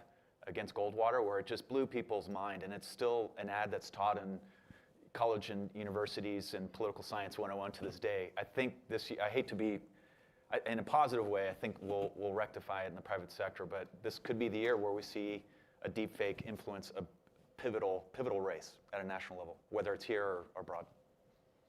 Thank you. That's such a great question. Anyone else? Bring it a mic.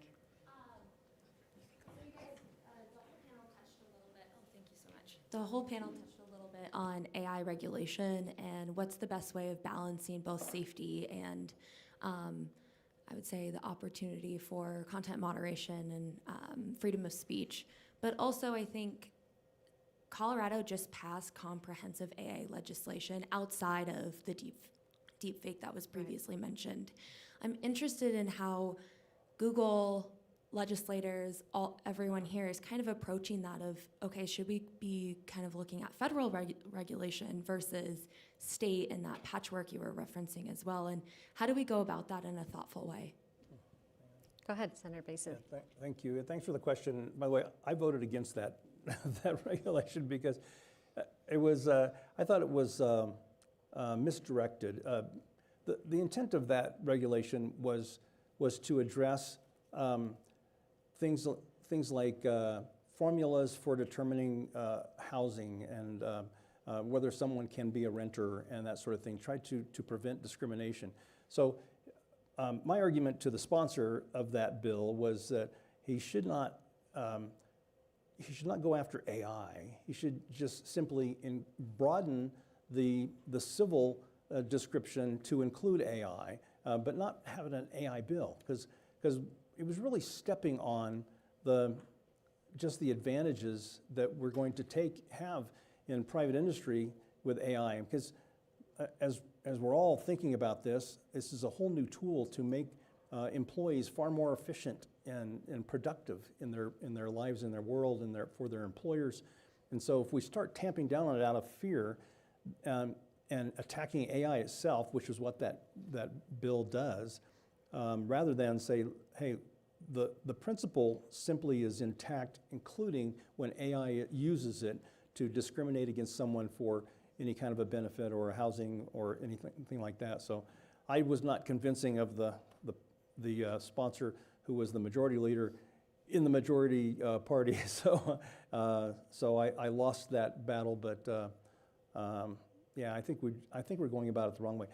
I do have hope, however, in that our governor is a technology guy. And so he will pull out the veto pen. He vetoed 2 of my bills last year, so maybe I can convince him to nudge that one aside and rethink it for next year, because it's a valid thing to consider, but not to attack technology. You know, I just think that's the wrong approach. Let's first realize all the benefits that we're going to glean from having machines think for us and kind of multiply our own brain power, but just not do it for evil, you know? So, my approach. You know, there's also a bill dealing with, I mentioned the mind reading technology that's out there, and AI has really advanced this by just leaps and bounds. And there was a bill that also dealt with protecting your neuro data. So the privacy of your mind really is what we're talking about here. And that one did pass. It's my bill. There we go. Yeah. Yeah. I mean, a lot of foresight in that one, really. Yeah. Any other questions? So, how can policymakers strike a balance between safeguarding electoral integrity through AI-powered misinformation detection, while ensuring the protection of civil liberties and avoiding the potential of censorship and surveillance? So this, I was an executive, not necessarily a legislator, but there are successful pieces of legislation in state legislatures that do protect First Amendment. The First Amendment, I think everyone here agrees, is the pillar not only of our Constitution, but really of how we consider ourselves as Americans, right? But when we draft this, we have to remember that not all speech is protected. If I were to say in this room, there's a fire, if I were to say in this room, let's commit an act of violence against our government, if I incited hatred, or in this case, recklessly disregarded the interests of who I am campaigning against, that you can still draft law that protects and observes the New York Times versus Sullivan case of 1964 that states that, and Sean kind of alluded to this before, that political figures, including myself, can be easily targeted, and it's really hard as a plaintiff to show that you've been defamed. But in these laws, you can draft it such that if there's actual malice, if there's willful disregard, or if there's an intentional omission of the truth, then you can subject yourself to liability. So the trick is, how do you create a deterrent, and how do regulatory bodies respond quickly enough for there to be action against the perpetrators? So that's kind of the rub, the dance that the legislators throughout the courthouses, and hopefully, you know, our nation's leaders will do for federal races. Any more questions? Go ahead. I just have one. Scott Sage, we talk a lot about the transparency. Will the algorithms themselves be made transparent? So you know what algorithm is doing, and what is the definition of the lack of truth or omission of truth? Those are in the algorithm, is where that gets defined. I don't see the algorithms being made transparent. All of a sudden, we're restricted. I have no reason why they've restricted that. And so the algorithm itself is not being made transparent. So I don't see how anything can be transparent unless the algorithm is transparent, not just the code. So I'm just wondering what your thoughts are on that as we get into AI where the algorithm is the difference. That would have to be part of the underlying law. I don't have the answer. That would have to be part of the, I think that disclosure requirement should be something that's considered not at the state level, but the federal level. And when you look at the Judiciary Committee's hearings in the past several weeks, and most of these bills, by the way, crossed the finish line 8-2 votes. I mean, really strong margins that they are going to require some sort of ad disclosure requirement, and that would include the underlying algorithm that that would be utilized. So, you know, whether it's watermarking, whether it's private sector understanding content of code and its origins, there could be some requirements on the private sector for social media platforms and others to be a part of that and to directly disclose what's coming through the platform to make sure that we're keeping an eye on this before it. The problem with this is that it's the virality of it, right?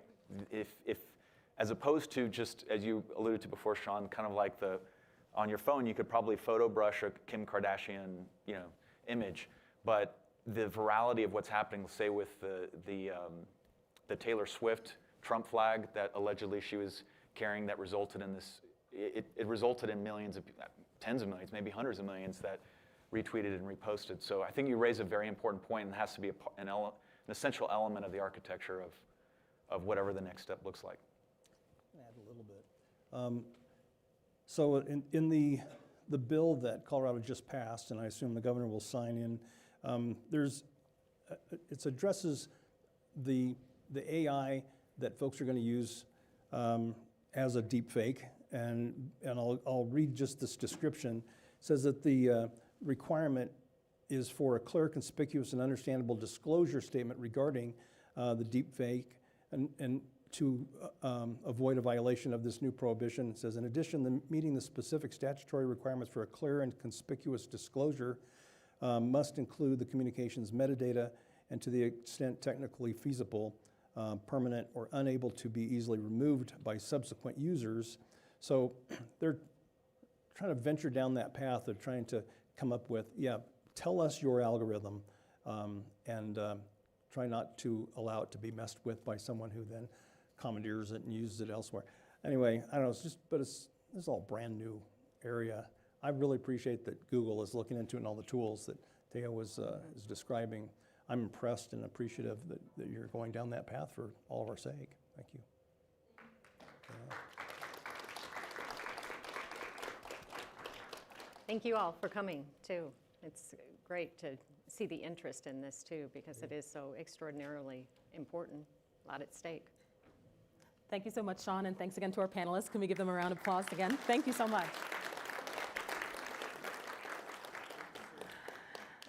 So we're on to our second and final panel of the morning. Thank you all for sticking with us and being so engaged with the questions and thoughts.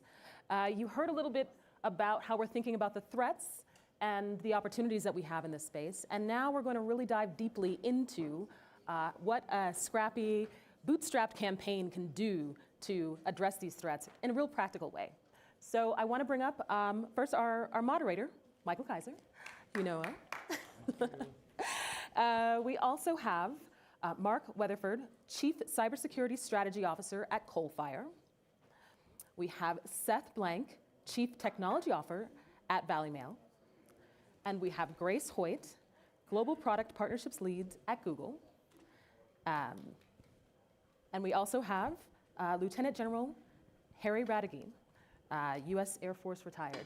And if I can take a moment to say, I was an intern at the Defense Information Systems Agency when you were the director way back when. So a wonderful opportunity for a young electrical engineer. Thank you. Bless your heart. Thank you. Thanks for bringing that up. Yeah, so thank you all for joining us, and I'll hand it over to Michael.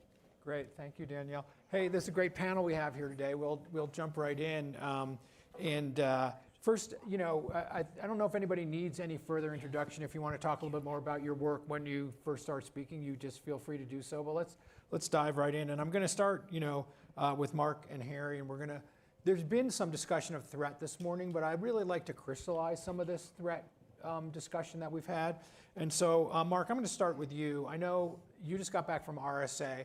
For those of you who don't know, RSA is the biggest cybersecurity conference in the world. How many people were there this year? 40,000. 40,000 and change. Probably the first one you went to probably had 12 people, right? Way back. Boy, I'm that old. No, it was like, it was. You're right. It was like 20 people. It was like 20 people. When I went, it was about 100. So I'm not that far behind you. But what was the buzz there? What were people talking about? What's on? Cybersecurity people love to talk about, like, what should we be worried about? What are the threats? What's going on? What were people talking about at RSA? Two things. Well, a number of things. AI, and more AI. In fact, some of the vendors had taken a black Sharpie and they had crossed zero trust, and they had crossed other things out and then written in AI, that they were AI vendors now. But the other big one I think is China. I would broaden that and say the foreign adversary threat. China being, it seemed like every other conversation I had, especially with government and intelligence community folks, revolved around China. And then, as you know, President Biden imposed the new sanctions on China just last week. So that's heightened the level of awareness of and concern, I think, about what we can expect in the election cycle coming up. I think some of these governments, whether it's China or Russia or Iran, or even other Middle Eastern countries now, that are upset about the U.S. position in Israel, we can expect. We're already starting to see a lot of activity related to misinformation, disinformation, deep fakes, AI-generated everything that propose a position that they have a lot at stake with respect to their position, other countries' position, and how their relationships with the United States. So they're certainly going to have a position on which candidates they support. So I think the current administration is certainly facing some headwinds on that respect. But on the other hand, the other candidate has made publicly a number of times over the past few years statements that are supportive of the Russian government. So I think there's a lot of, we can expect a continued growth, a lot of activity related to misinformation and disinformation focused on different candidates to elevate, to diminish the ones they don't like and to elevate the ones they do like. And that's our responsibility, all of our responsibility, to be able to weed out the wheat from the chaff there, and what is good and what is bad, and ignore the really bad stuff. Yeah, no, that's great. I'm sure that was a lot, being an election year and everything. I mean, the foreign adversaries are always on people's minds as RSA, but the election cycle obviously raises the antenna much more. Harry, do you want to add to any more of that? I mean, you obviously were in the military. You understand our adversaries probably as well as anyone. What they're up to, what their motivations are, and where you think they might want to engage. Engage is probably the wrong word. Negatively engage, maybe, in our not only in our election cycle and campaigns. Sure. Well, I would just say that the threats are extraordinary today, and those who are presenting those threats to us, it's the adversaries. It's formidable, and it's growing in importance. I think you can see that and feel that from the speakers we've already had today, but also what we're seeing in the news every day. And of course, there's those outside type threats that are coming at us that we all are fairly familiar with: the cybercrime, the theft, the misinformation, disinformation. And I might stress that the misinformation is false, and the disinformation is the further dissemination of all of that false information. So it just perpetuates itself.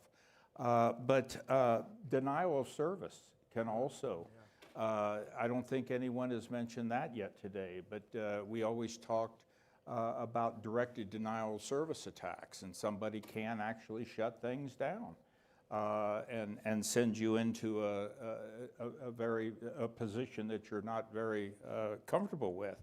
But let me mention that a speaker earlier talked about, as a matter of fact, it was the Colorado Secretary of State, Griswold. She mentioned insider threat. And I got thinking about that insider threat can actually be perpetrated and actually put into effect by outside forces. Because for years in the military, we were always very cognizant of the fact that, and I used to tell a story, if your system administrator started to drive a Lamborghini to work, you needed to check into why they were driving a Lamborghini. Maybe it was a family death, that's okay, but somebody helped them buy that Lamborghini, someone that they met at the bar, last Friday night, there could be some insider threat going on that has been instigated by outside forces. But let me just say another thing of one of the areas that we're seeing so much more of today is ransomware attacks. And it's not just the ransomware that people are threatening to steal or capture your information, or actually capturing it and then putting a lock on it so that you have to pay a ransom. But also, there's a new threat out there, and some people are calling it now a poison data ransomware, where people will threaten to throw poison information, in other words, misinformation, to be disseminated into your company's system. So in other words, your company's data and information to their clients is no longer trusted. Poison data, that's a big threat. And of course, campaigns are going to be a huge opportunity for those on the outside to be, since there's so much money that is traveling around so quickly in so many different venues, in so many different ways, that people are going to perhaps use these ransomware type attacks to get access to that large body of money. And let me just say something also about adversaries. We've talked about adversaries for years, nation states. Those nation states and the number of people that are after us in a cyber domain are growing. We've had the traditional ones of China and Russia. Now Iran through their proxies, and North Korea. So the number of outside threats that are coming to us from nation state activity is growing. This is not getting easier. It is getting much more difficult. And let me just say that I gave a talk about 5 years ago now, and someone asked me to talk about quantum computing, which is, we've talked about quantum computing being so incredible that it will be able to break the most sophisticated encryption systems that we have available today. And so quantum computing was my subject that I concentrated on with my speech. But I got thinking about what was facing us as IT professionals going forward, both government, industry, and academia. And I titled my speech after I put it together, I called it "The Perfect Storm is Coming," because it's not just cybersecurity, it's quantum, it's artificial intelligence, it's 5G, it's all of this that is an AI. It's all building toward what could be a perfect storm in our future, and that's getting closer and closer. So this is not going to get easier. We're all going to have to work together, and cybersecurity is everyone's problem. Yeah, thank you for that. And I think, just to your point, we did see some DDoS attacks. They're not public. They've never been made public at the end of the last election cycle on some Senate races on their websites. Lo and behold, it was a couple of races that were going to determine the balance of power in the United States. So you can think about how adversaries think about our environment, which leads me to Grace, because Grace deals with high-risk users in the campaign space and other spaces. And so people have talked a little bit about high risk a little bit today, but can you really articulate for us why people who work in this space are at such greater risk, and what's some basic things they can do to protect themselves? Yeah, absolutely. I really appreciate the setting up of the threats that we're seeing and to bring it into specific individuals. At Google, we have a team that works specifically on thinking about protecting individuals at highest risk of targeted cyber attacks. So we've talked about a few types of motivations or bad actors, right? There could be financially motivated, there could be nation states, ideologically motivated. Political campaigns, and thank you to DDC for all that you do, are in the unfortunate situation of being at the tip of the spear, and all of those actors are trying to go for them. And oftentimes they're a small folks know working in this space, a small, under-resourced organization that's functioning, we talk a lot about a bit like a startup, but then a startup that's got a shutdown date, right? So you're doing this sprint, and cybersecurity is not something you really have time or resources for always, and if you're thinking about smaller campaigns, but yet you have the most sophisticated bad actors funneling resources into, for example, getting into your account or taking your website offline. So one thing that we think about in this space with high-risk users is what are the ways that we can help them? So we do have automatic protections at Google on all of our platforms and services. That is actually going to be okay for the large majority of people. But for those who, again, have resources of some of the most sophisticated attackers going after them, we think about what is that step up of protection that we can provide at no cost to those folks. So we work closely with Defending Digital Campaigns to bring things like the Advanced Protection Program, which you heard Tao speak about earlier, security keys, Project Shield to this ecosystem. And to Michael's point, I do look across different types of high-risk users. So we have political campaigns, election stakeholders, journalists, folks with access to sensitive data, folks who work in the cybersecurity field. And we are very focused on, there are obviously enterprise and workplace solutions. Typically, someone's going to have an IT admin that's helping step that up or someone they can go to. Our team thinks a lot about the consumer account side, that personal Gmail account. As the product manager I work with says, if you put 7 padlocks on the front door but leave the back door wide open, where is the robber going to go? So we're really doing things like requiring multi-factor authentication for personal Gmail accounts, just to step everybody up, working across the ecosystem with third-party sites and apps to make sure that a new authentication standard called Passkey, which we can talk about a little bit more, is available so people can sign in securely everywhere they go online.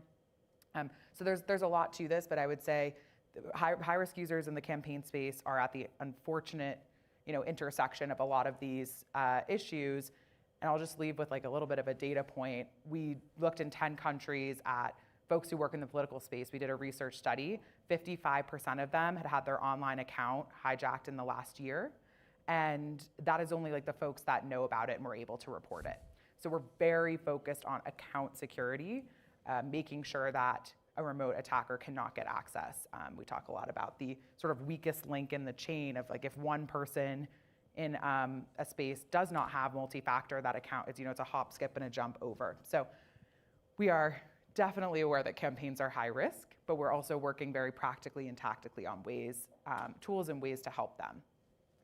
Yeah, I mean, we really have to increase the awareness of people in the political space about how targeted they are, because they really are targeted by everyone. Seth, but let me ask a question, poll question. How many of you have ever received an email from a political campaign? In this audience, I expect to be pretty high.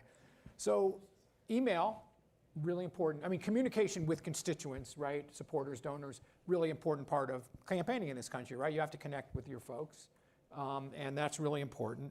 And email actually, despite all these other forms of communication, is still pretty core in the way that people communicate with one another in this space. There are a lot of specific threats around email, and especially email going out, which is what I want to ask you about. I know that you're aware of this, so I can throw this in here. I think it was about a week and a half ago, the IC3.gov, which is a sort of a law enforcement part of the protecting the internet, but they put out a joint advisory with, I think, the FBI, the State Department, and the NSA, saying that the North Koreans, right, were going after domains. Those are, your michaelforcongress.com, not necessarily that domain particularly, but domains in general that weren't protected with DMARC, to take those over, to use them for intelligence gathering and other things. Can you talk a little bit about like what DMARC is, what there's some new requirements around this, and what the example of the North Korea advisory should be telling us? Absolutely. So I think the headline here is it is legal and it is easy to send fake email as anybody. And so impersonation and disinformation are incredibly easy in the email sphere. And we see this commercially with what's called business email compromise, which is when someone sends a fake email, does some spear phishing, and walks away with dollars. And the FBI tracks this. And last year, they reported $50 billion in aggregate damages over the last 5 years from business email compromise alone. The common thread, ransomware, going after high-risk users, right? I think it's the Verizon data breach report. Every year comes out with this stat that 91% of cyber attacks start with malicious email. Like, email's the vector. And the North Korean attack, very specifically, is they're impersonating organizations that have weak security protections to send very, very targeted spear phishing messages as known entities to walk away with information from campaigns, candidates, and other government sources. So DMARC itself is about authenticating your email, so only you can send email as you. And it's domain-based authentication. It's not user authentication. It's not protecting the officials.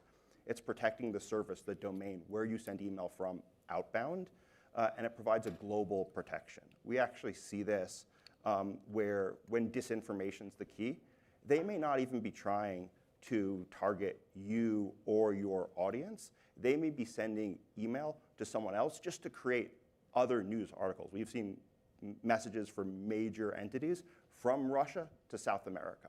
It never even touches the US. It never touches the audience, but things start rolling because they're not necessarily looking to target specific people. They are too, but it's about eroding trust. It's about getting people to question what's being said and who's saying it.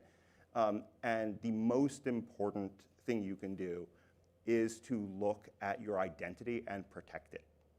And that's really the common thread here is you have to authenticate, right? Trust digitally is authentication. We need to know who you are.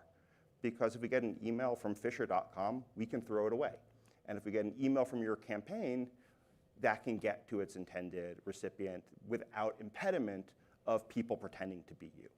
And so this is what we're seeing under attack, and this is where Google and Yahoo have put new requirements into place that's basically making this bedrock for sending, period.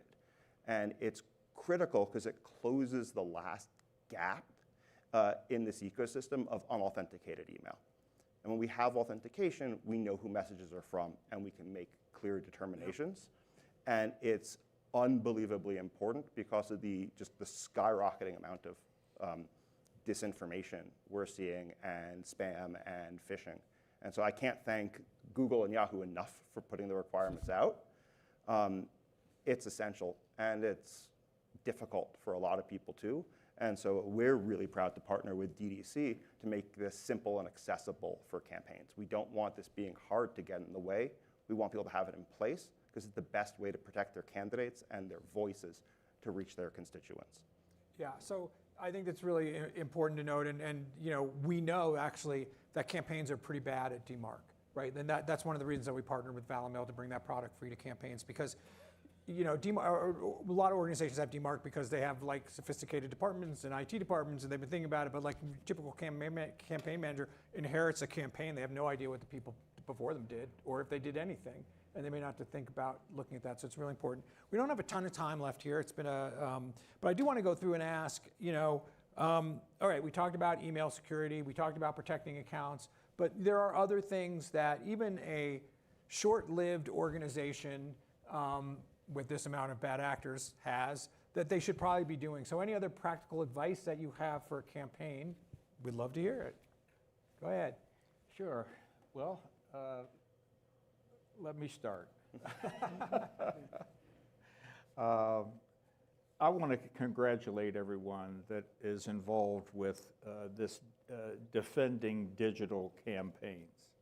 This is something that has really been needed and is remarkable because of the ability of providing the awareness, the education, the training, and also with great suppliers of capability, tools that we can now take advantage of in trying to protect ourselves, you know, online and with that kind of capability. Let me tell you a story, though, because I'm so proud of Google for seeing this a number of years ago. At the National Cybersecurity Center, which is located in Colorado Springs, it was founded on the principle of election security. That was one of the foundational areas of it being stood up over the years. And as we developed our programs, in 2020, Google came to us at the National Cybersecurity Center and said they wanted to provide sponsorship for us to put a program together to help educate state legislators. You know, and so we've developed a program called Cyber for State Leaders. And so during the challenge that Google gave us was that during the year, the calendar year 2021, they challenged us to get to all 50 state legislative bodies and the 5 territories of the United States. Now that was a tall order, frankly, 50 in 1 year. Also, that was a pandemic year, a very serious pandemic year. So as we were able to put our program together with the sponsorship of Google, we were able to, in that 1 year time frame, get to all 50 states and territories. And we developed a program that could be done either through webinar, because that was back during a time when nobody was traveling. You had to have 6 feet clearance. You were only allowed to have, in certain cases, 10% of your population in your building. But other states allowed us to come in person and put panel sessions together with proper COVID protections and everything. But we put a program together that was sort of like the foundational areas, the fundamentals of cybersecurity. Cyber hygiene is exactly what we called it. And we had 5 elements, and I just want to tell you what they were just very quickly. We used the word don't be duped, D-U-P-E-D. The first, deploy, multi-factor authentication. U, update your software. P was develop strong passwords. E was encrypt your files. And D was don't click on things you shouldn't be, the phishing. You know, that takes education, though, to know what you shouldn't click on. But that simple formula of the word duped, actually, we projected that it would probably prevent 85% of the attacks successfully getting into your systems. And it was a very successful program, and I thank Google for the foresight on that, but also in being one of the foundational leaders in defending digital campaigns. Yeah, thank you for that. Yeah, other practical steps, please. And I think just to double click onto what Harry said, right, there's no panacea in security, right? Nothing's one and done. It's not email, it's not protecting your high-risk users. You've got to follow, you need defense in depth. You need a layered approach. And so that's what's really exciting about defending digital campaigns. It provides a lot of these things so you can get the minimum bars in place, because we don't know what the threats are going to be this election. With disinformation, with generative AI, we probably can't predict some of what's going to happen. So you've got to take a couple of steps so you have the most protection without any of it being the one burning thing. You've got to address the bar for everything. And it's got to be easy and accessible, because you got to go on with campaigning. That's got to be your first, second, and third job. So you need easy access and the right tooling, and that's why I'm so excited to be part of DDC and why I think it's such a great program for everyone here. Thank you. I don't know if you have anything to add, Mark. I mean, you've been around organizations a lot. You know what kinds of things are critical, and thinking about the campaign space, if you could only get them to do a few things, what would you boil it down to? So I'm not going to say specific things, but I'm going to say specific resource organizations. And I think this is one of the things that people don't know about and they don't take advantage of. There's 3 really important important organizations that provide vast resources to organizations, including campaigns. There's the EI-ISAC, Elections and Infrastructure ISAC, Information Sharing Analysis Center. Just tell people what an ISAC is, because I don't think that would be helpful. Yeah, an ISAC, an Information Sharing and Analysis Center, was actually established by President Clinton by PDD 63 back in 1997. I don't know how I know that, but anyway, he established these ISACs for all of the critical infrastructures, and each of the critical infrastructures have kind of come in and out over the years. And the EI-ISAC was established, I think, in 2016 or 2017. But anyway, the organization provides a number of resources to both public and private organizations. You have CISA is the Cybersecurity Infrastructure, I can't believe I can't remember. Security Agency. I used to run it. Yeah, but it wasn't called that then. It wasn't, you're right. CISA provides a number of very technical resources. If you subscribe to CISA, you will get reports on a daily basis for what's happening in the world, different vulnerabilities, different threats, et cetera, et cetera. But the other one, and I think maybe, I won't say it's more important than the others, but the Center for Internet Security, CIS, is an organization that was established probably 20 years ago. It actually evolved out of the MS-ISAC. But CIS actually has, so the problem is there's so much information out there, people don't know where to go. I mean, there's literally, you could spend 24 hours a day reading all of the information out there. But CIS has distilled this down to some very important nuggets that say, okay, yeah, you want to know about campaign security, here's the 3 things you really need to know about campaign security.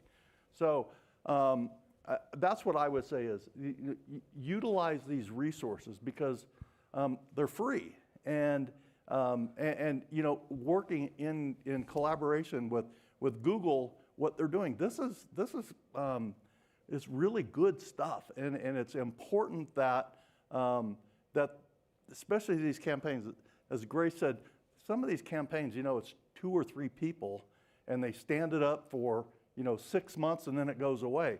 They don't have resources to devote to real cybersecurity technology defenses. But some of these organizations can provide this kind of information for you. Grace, what do you want to add to this? I know you probably have Great. some thoughts. I will add 3 quick things, if you will allow me. First, take a look at the folders in front of you for those in the room.